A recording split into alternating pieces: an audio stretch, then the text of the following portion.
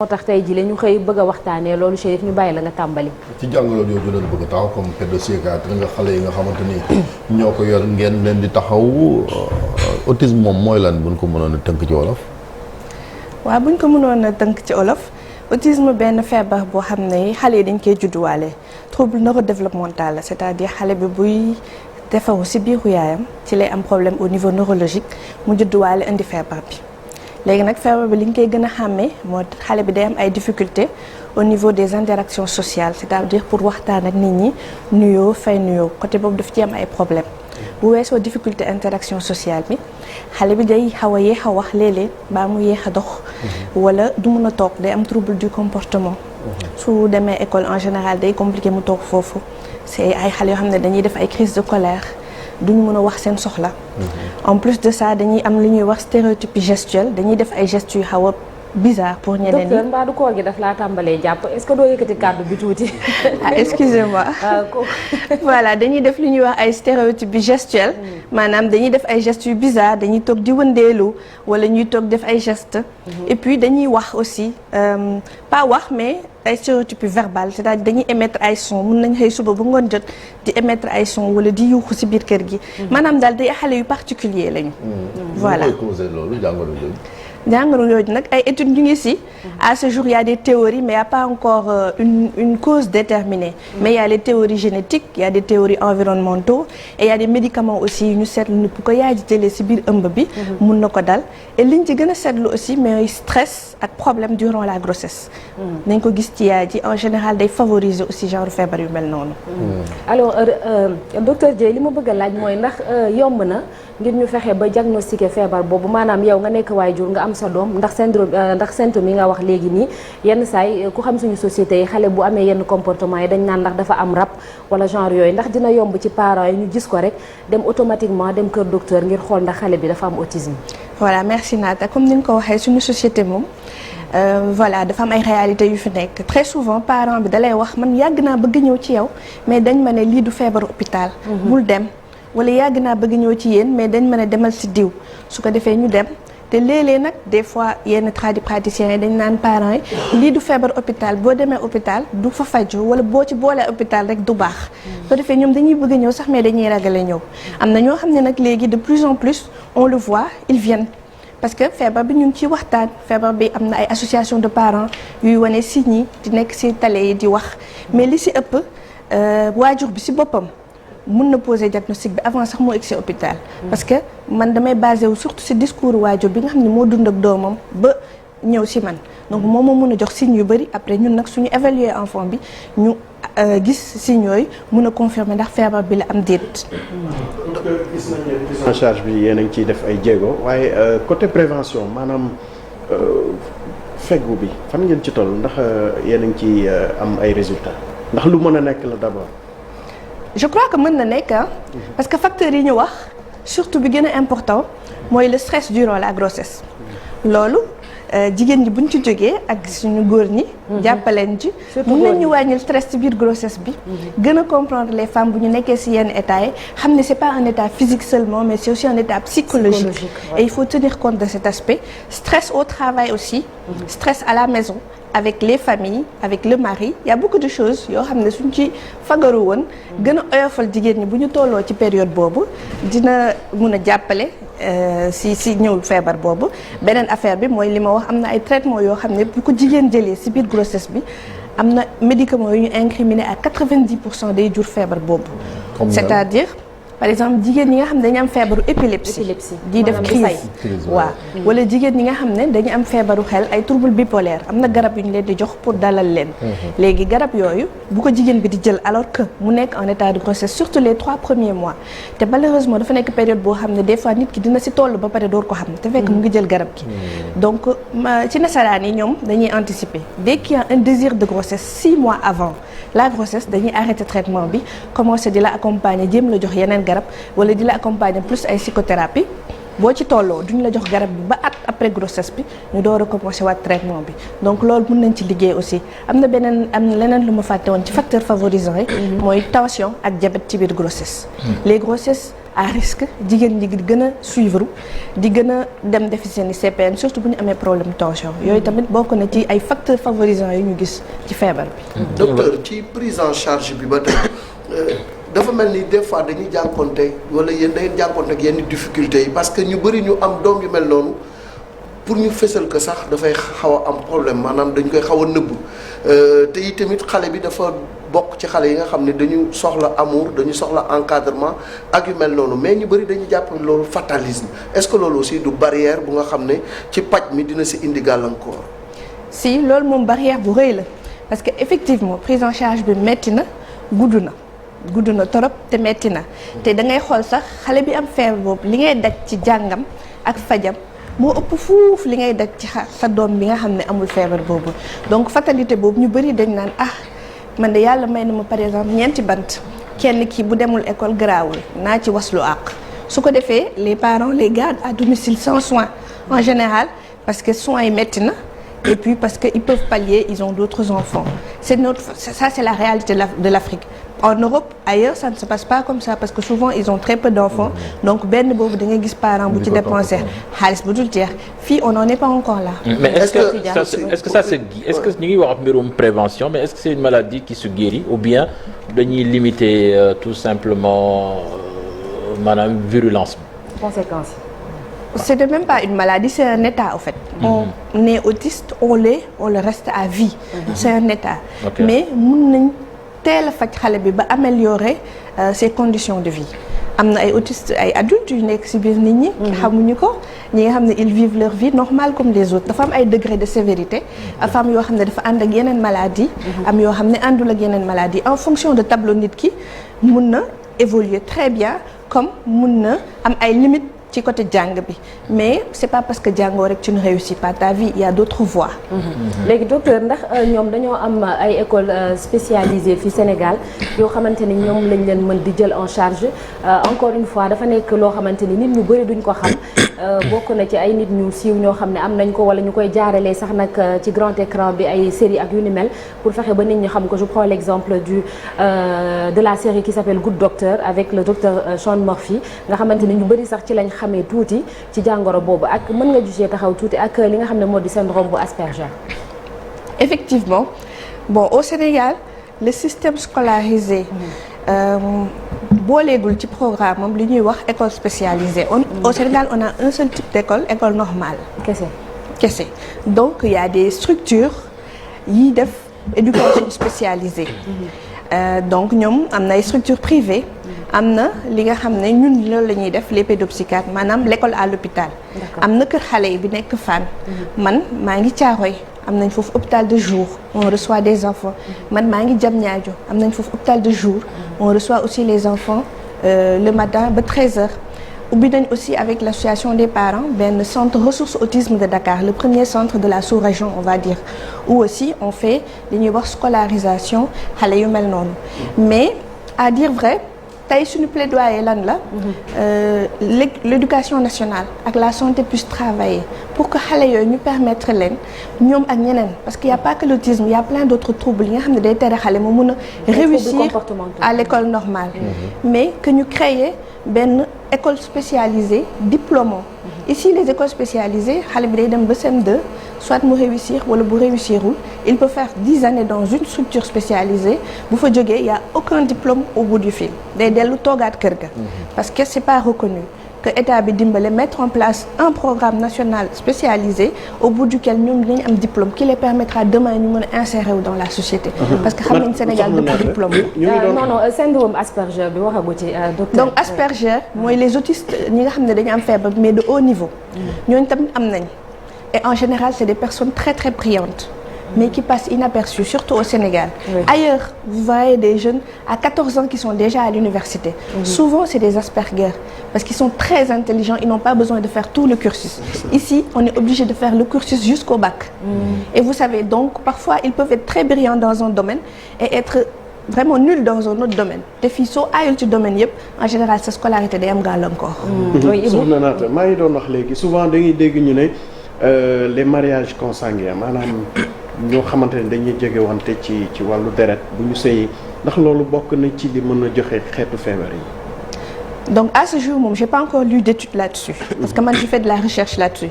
Il y a les aspects génétiques et il y a des testings génétiques parce que ñun ci suñu suivi am nañ ay familles yoo xam ne ku fa juddu day am autisme. am nañ ay familles yoo xam ne taaw bi moo koy am nañ ay familles yoo xam ne caat bi moo koy am nañ sax ay seex yoo xam ne ñaar ñëpp a koy am ñii ñëw kenn ki rek a koy am des études génétiques sont en cours. Mais les coûts sont chers. D'ailleurs, les testings génétiques n'existent pas encore au Sénégal parce que ça coûte cher. Mais en Belgique, où j'ai fait ma formation, effectivement, c'est d'emblée, les testings génétiques se font et il y a des, il y a des suppositions, il y a des théories sur la génétique. Mais comme foofu ay mariage consanguin bëriwu fa aspect boobu liiruma étude buñ ci publier buñ ci wax. Alors docteur maanaam yaa ngi koy wax léegi Belgique nga defee sa spécialisation mais pour ñu am ay spécialistes yu mel ni yow est-ce que bari na ci réewum Sénégal ñu nga xam ne dañuy jóg rek ni branche bi laay suivre. waaw jusqu'à dernièrement moom bariwuñu woon parce qu'il fallait se former je profite au passage pour remercier sama mentor le professeur Fall parce que pédopsychiatre à Fann c'est le premier pédopsychiatre au Sénégal. Donc avant il fallait ñun dañu def formation psychiatrie adulte ba pare def suñu médecine def psychiatrie adulte ba pare après voyager pour dolli def pédopsychiatrie mais depuis daaw DS bi existé na au Sénégal. On est à notre 2e année daaw on a eu 3 DS ren am nañ yeneen ñaar ñuy commencer ñoom ils vont partir sur 4 années d'études bu ñu paree on espère que dina gën a yaatu mais à l'heure actuelle pour ñuy exercer au Sénégal nous sommes juste 3. C'est Lamine Fall. Vous n'êtes que 3 ñett ngeen. waaw ñett lañ. moo tax léeg-léeg yaa nga jam ñaajo léegi yaa ngi. maa ngi Fann léeg-léeg maa ngi Dakar. jam ñaajo Thiaroye ak Dakar les 3 structures. ñu mel noonu aussi boo dëkkee ak ñoom laaj na patience surtout parents yi ak famille yi ñuy yaatal parce que réew mi moom am na yoo xam ne bu ko xale judd wala sax comme ni nga ko waxee ñu ne rab la wala et cetera gaafal la alors que dañ leen war a intégrer ci njaboot yi boole leen déjà ci vie sociale bi. Justement loolu moo tax nag ONU ñoo décrété depuis 2008 ñuy célébrer le 2 avril journée de sensibilisation. Pour que nit ñi xam feebar bi pour que ñu wàññi stigmatisation bi ci kaw xale yi et surtout ci kaw parents yi. suñu parents d'enfants yi dañu am ay histoire de vie yu metti ñun dañuy def li ñuy wax groupe de parole parents dans les 3 structures dañuy waxtaan ak ñoom pour defal leen. Mais c'est des séances yu metti dañuy jooy dañuy nettali ay événements de vie yu metti feebar bi tax na jigéen ñu abandonné ko feebar bi tas na sëy yu bari feebar bi tax na jigéen ñu wutal ko wujju defe ni ci biiram bi la jógee peut-être que dina am doom jëkkër ji defe ne mun na am ay doom yu amul feebar bi feneen dem fa am feebar bi dooro nangu donc feebar dafa metti journée yu mel nii nag ça nous permet de sensibiliser et à l'école aussi parce que xale yi en général dañ leen di dàkkee école dès maternelle et c'est échec boobu dafa metti ci parent nga am sa doom yóbbu ko école maternelle 1 semaine 2 semaines ñu ne mënuñu ko téye mënuñu ko jël doo xam foo koy yóbbu et su fekkee maman buy liggéey la am na maman yoo xam ne dañuy bàyyi seen liggéey pour toog seen kër surveiller xale yi am na maman yoo xam ne day metti ci ñoom parce que duñ sax am nunu bu nangu téye xale bi parce que on est Sénégal nunu bi sax dala naan man dama ragal xale bi wala ñemewu ma ko wala mënuma ko téye dafa bëri affaire donc du coup c'est des parents qui s'enferment duñu génn duñu dem restaurant duñu mën a dem fenn parce que c'est compliqué parce que nit yi y a le regard des autres et xale par exemple ils font des troubles du comportement dañuy def ay crises bërëm bu ci suuf yuuxu des fois am na ñuy dóor seen bopp ñuy mbëkk seen bopp et pourtant dans le monde suñu xoolee ci personnalité yi am na ci ñu fës ñoo xamee ni da leen dal Bob Dylan par exemple Einstein ce qui veut dire que déjà borom xam-xam bu mel Einstein su ko dalee Messi aussi ñi ngi ko doon tudd ci moom mais ce qui veut dire que donc waaw ay nit la ñoo xamee ni dañoo am intelligence au-dessus de la développée effectivement malheureusement loolu ma gën a metti nag moo tax ma jël feebar bi def ko sama cheval de bataille en général xale yi ko am dañ leen xamul en fait c'est je dis ñoom ay pépites lañu dañu xamul nu ñu leen di exploiter pour génne brillance bi nekk ci ñoom ils sont intelligents ils sont très très intelligents parfois seen intelligence dalay bett sax yow mi nekk ak ñoom mais il faut savoir comment communiquer ak eux et comment les faire travailler mënuñu réussir à l'école ordinaire comme les autres enfants il faut avoir une manière de travailler avec eux et boo ko defee da nga leen di dafay mel ni fleur buy ubbeeku et après vous allez voir ils sont excellents.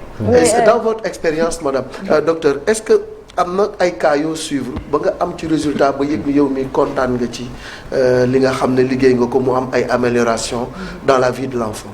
alhamdulilah damay sant yàlla di sant sama équipe yi nag surtout am nañ ci ay cas autant à Dakar à Diamniadio que ce soit à Thiaroye parce que ñun dans un premier temps dañuy prioriser prise en charge précoce maanaam ñu teel a jël xale bi teel a travailler ak moom et puis accompagner ko école parce que le but c'est pas de les garder chez nous mais c'est de les accompagner à l'école.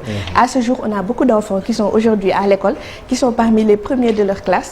Et ñun dañ leen di gis de temps à autre en rendez-vous mais ils sont bien insérés ils ont leurs particularités mais alhamdoulilah am na ñu ci am BFM am na ñu ci am nu mu tudd CEP ça va ils évoluent très bien dans la vie. ñu ngi ciy sant yàlla. docteur yaa ngi wax sànq ci mag ñi.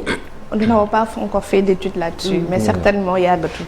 docteur yaa ngi wax sànq ci mag ñi nga ne am na ñoo xam ne sax dañuy nekk mag te duñu ko xam di ci dundee ñoom nan la seen interaction di demee ak société bi bu dee góor la dem ba am soxna wala bu dee soxna la dem ba am borom kër te dafa mel ni ci li ma gis jàngat ci dañ naan góor ñi lay gën a dal. góor ñi lay gën a dal effectivement soo jëlee fukki xale yu ko am 7 yi góor lañ. ñett ñi ñooy jigéen mais dafa am man aujourd'hui depuis que bi ma ñibbisee Sénégal ba léegi.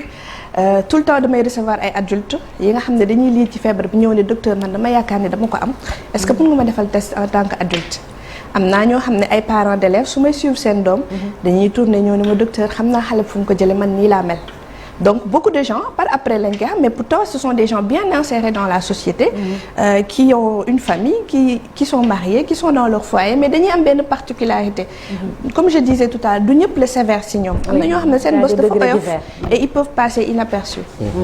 Ibou voilà donc retard mental souvent da ngay dégg ñu koy évoquer est-ce que am na benn rapport bu mën a am ci ñi am autisme par exemple. études yi dafa wane 30% rek xale yi am autisme ñooy am retard mental 30% rek bëriwul. ñu ci bëri àndul ak retard mental dafa am 30% yoo xam ne retard mental la ñeneen 30 yi intelligence normale la ñuy am ñeneen yi nag mooy ñi nga xam ne dañu am intelligence supérieure à la normale. donc merci.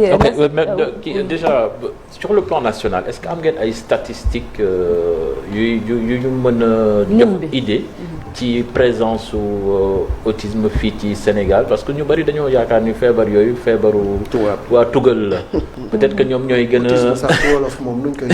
ci wolof nga laaj ko docteur peut-être mën na ko xam nga bitim réew la ñuy faral di gën a am statistiques yu fiable mais fii yéen est-ce que liggéey ngeen ci wàllu woowu. waaw loolu de dafa metti on a essayé de faire un travail de recherche là-dessus autisme bi ñu xoolee 1971 am na article bu ci suñu professeur Seck defoon le premier pédopsychiatre qui malheureusement est décédé. À l'époque nit ku bon lañ doon woowee xale yooyu. ñu demee ci àll bi mais léegi les gens utiliser tuñ terme boobu. ñëpp xam nañ ñu autisme mais bu njëkk ba waaw dafa ma stigmatisation nit ku bon lañ doon woowee xale yi quoique am na toujours dans certaines régions du Sénégal ba léegi. waaw léegi nag étude bi ça a été difficile de le faire parce que ils sont souvent gardés à domicile sans soins comme je l'ai dit on a fait une étude ci xale yi ñëw hôpital parmi ñi ñëw hôpital Fann ak Diamniadio dañ def étude xool ci 2 ans ñii ñëw faju ci feebaru xel ñaata ñoo ci am feebar bi donc suñu statistique yi on a trouvé 0,8% et dans le monde on est à peu près dans le même statistique 0,8% maanaam soo jëlee 160 enfants kenn ci moom moo ko am. ban message pour ñi nga xam ne tey jigéen lañu am doom yu mel noonu bëgg ko def gàcce. wala bëgg ko ak góor ñi parce que góor ñi aussi foog ñu accompagner waaw il faut ñu accompagner soxna yi dans la prise en charge de ces enfants là am na ñu ko am ci kër yi ba léegi di ko nëbb. ak consultation bi fan la parce que am na ñu may envoyer message. consultation bi est-ce que c'est cher et tout ça. non ñun on est dans les hôpitaux. comme ni ma ko waxee hôpital Fann mu ngi fi hôpital Thiaroye service pédopsychiatrie Thiaroye service pédopsychiatrie Diamniadio mu ngi fi. il y a les régions aussi docteur donc. loolu moo gën a tax nag ñu Diamniadio pour drainer ñiy jóge ci région yi. pour ñu parce que yem ñëpp bu ñu toogoon Dakar day metti. moo tax man j'ai choisi les zones rurales Thiaroye ak Diamniadio. donc foofu c'est sur consultation am nañu ay numéro secrétariat wala mën nañ ñëw jël rendez-vous. Fann tamit mu ngi fi et en dehors de ces 2 structures il y a Éducautisme. le centre ressource autisme bi nga xam ne ren lay dugg ci 3e année où on fait des bilans diagnostiques ku yaakaar sa doom war na ko mën a am soo fa wootee mën nañ la jox rendez-vous xoolal la xale bi su fekkee ni mënoo ñëw fekk suñu structure publique yi et ci structure publique yi on a les mêmes prix que les pédiatres c'est des prix normaux maintenant par rapport ak prévention bi man leen sama mbokk jigéen yi li ma leen di wax mooy bu leen nangu ku leen stressé boo leen ëmbee. absolument soo ëmbee defal sa bopp ak sa doom sa priorité. bul nangu yenu problème soo fekkee ne da nga am feebar tension wala diabète nga dem très tôt hôpital di suivre sa ay consultation di respecter sa consigne médecin beneen wàll bi su fekkee da ngay jël ay garab yu mel ni li ma wax sànq ku am trouble bipolaire wala ku am feebaru épilepsie balaa sax ngay jël grossesse ça se prépare. grossesse bi ça se prépare ak sa médecin. voilà ngeen anticiper xool nu mu lay encourager léegi nag góor ñi. dama leen di wax. ñu jàppale seen soxna yi bu ñu ëmbee te wàññi stress bi. nangu na caprice yi dina la xool kay yow la jàkkaarloo. nangu caprice yi foog ngeen nangu caprice yi ngeen comprendre ni état psychologique la. voilà wàññi stress bi encore moins les coups les brimades. que ça soit du partenaire. loolu moom ëpp na ay coups ak yooyu moom amut ci sëy. waaw loolu moom ku ko def nga loo xamante ni lu jaadu. et de la famille normal c'est ça. caprice yi tam ñu koy gérer parce que yaa ko teg grossesse. waaw léegi la société aussi. plaidoirie bi maa koy gérer. waaw société bi nag dama leen di ñaan leen. les mamans victimes. les du ma ne victime sax les mamans yi am xale yu mel nii. nañu bàyyi joxoñ loxo. nga gis nit ku nekk ci mbedd mi doomam am comportement nga naan yarul doomam. kii dafa réew wala kii du yar. nañu dawal compréhension. voilà xam ne am na ay xale yoo xam ne meluñu ni doo ku sañoon. boo juree am doom boo xam ne day mel ni ñëpp naw ko mais am na ñoo xam ne yàlla mayu leen ko am nañ seen doom am na particularité nañ bàyyi joxoñ bi nañ bàyyi tudd leen et les familles nañu accepter aussi surtout les grandes familles parce que souvent acceptation bi dina am ci yaay ji wala ci papa ji mais c'est la grande famille ñoo dul accepter ñuy comparer ak accompagner les mamans am ngeen activité tey yu ngeen def nii boo jugee fii waaw tey journée sensibilisation bi c'était dimanche 2 avril vu que c'était un dimanche dañ ko reporté ba tey donc tey ñu ngi centre ressources autisme te tey ñetti structures yi ñoo lonko centre bi mu ngi Anne Mariste cité Adignan numéro 36 donc ñetti structures yi ñoo lonko mooy Fann association des parents COPEX kër xale yi waa Diamniadio service pédopsychiatrie ak waa Dakar centre ressources autisme de Dakar ñun ñetti équipe yëpp dajaloo tey pour waxtaanee feebar bi def plaidoyer bi pour ñu mun jàppale parents yi aussi prise en charge bi. est-ce que état bi mi ngi leen di jàppale justement parce que pour dernière question naata. parce que wax nga ko faj bi dafa xaw a yàgg te dafa métti. bu fekkee ni parent bi amul doole aussi mën na abandonner. est-ce que am na jàppale gu nga xam ne tey état au Sénégal par le truchement du ministère de la santé ñu ngi koy def pour yombal affaire bi et de l'action sociale bien sûr. à ce jour de mun naa ne amagul. na am nag. donc ñun suñu combat ak parents yi mooy loolu. il faut que ñu admettre ni que parents yi am doom yu mel nii war nañ mën a ñoom tam bénéficier comme ñeneen ñi. ci carte d'égalité des chances. tout à fait. je vais pas dire c'est un handicap mais war nañ mën a am carte boobu comme ñi am handicap physique parce que Sénégal handicap physique la ñuy gën a jàpp. handicap mental duñ ko considérer parce que xale bi dafay mel ni comme tout le monde mais il a droit à cette carte qui lui donne accès une gratuité aux soins. nañ leen ci jàppale boole leen ci ñoom tamit parce que jusqu'à ce jour bokk guñ ci.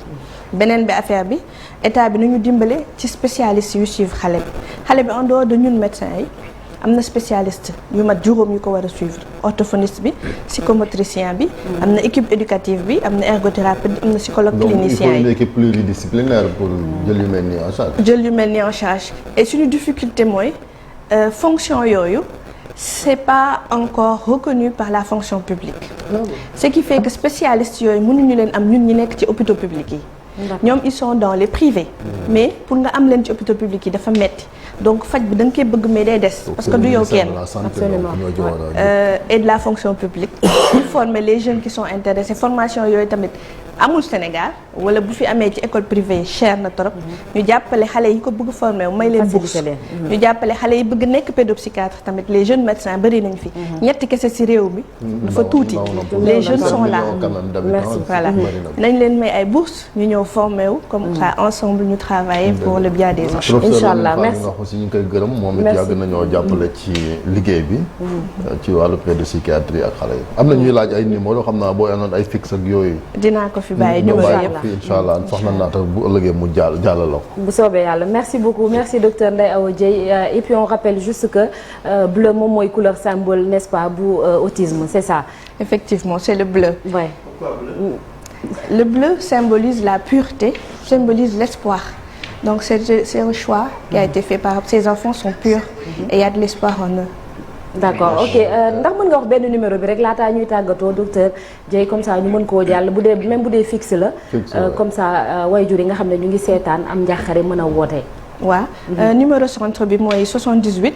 122. 78 122. 35 17. 35 17 78 122 35 17. Et je voulais prendre une minute juste pour remercier Bien sûr, oui. les membres de mes équipes, je veux dire, parce que man maa ngi ci 3 structures et damay jaar rek mais dans chaque structure il y a une équipe sur place et liggéey bi mën naa ne ñoom ñoo koy def. Donc je remercie l'équipe de Diamniadio ñi nga xam ne bi ñu commencé ba léegi jàpp nañu taw a bàyyi. Je remercie l'équipe de Thiaroye bi ma nekkal et l'équipe du centre ressources autisme de Dakar. Je remercie aussi les directions des hôpitaux yi nga xam ne depuis qu'on est là ñu ngi ñuy jàppale ci fësal feebar bi ci wax ci. Et je remercie surtout les parents ñi nga xam ne wóolu nañu ba jël seen doom ñëw dénk ñu ko. Les associations de parents qui sont derrière nous qui se battent bu tey jii bu ñu nekkee fii ñoom ñoo ñu dooleel. Donc nous les remercions et remercions aussi notre ministère de tutelle. mu ngi essayer à son niveau ci li mu mën jàpp ci. juste avant may dugg docteur Fatou Mbaye Sylla mu ngi may woo di excuser wu ci li mu mënul ñëw ci journée bi donc ñu ngi remercier vraiment toute cette bonne volonté. yi nga xam ne ku lim jum. mais qui sont tous avec nous nga yónnee nag. bu ñëwul mu yónnee. te dañ fi amoon parrain nag damay sànni xeer. heure bi daaw Pape Cheikh Diallo mu ngi fa woon moo doon parrain xale yi. ñu ngi koy woowaat ndax gën nañ koo dégg. moom mu ngay nelaw xam naa sànq la waaj heure bi moom mu ngay nelaw. mu ngay nelaw xam naa waaye bu yeewoon na jël plaidoyer moom it def ko ci émission quartier général am boobu. Absolument. Merci beaucoup. Merci docteur Dieye ñu fàttali numéro bi 78 122 35 17 la merci beaucoup docteur Daouda Dieye ñu lay ñaanal nga yendu ak jàmm merci. jërëjëf merci ñu jàll ci l'observateur ak record li ñu xëyee tey.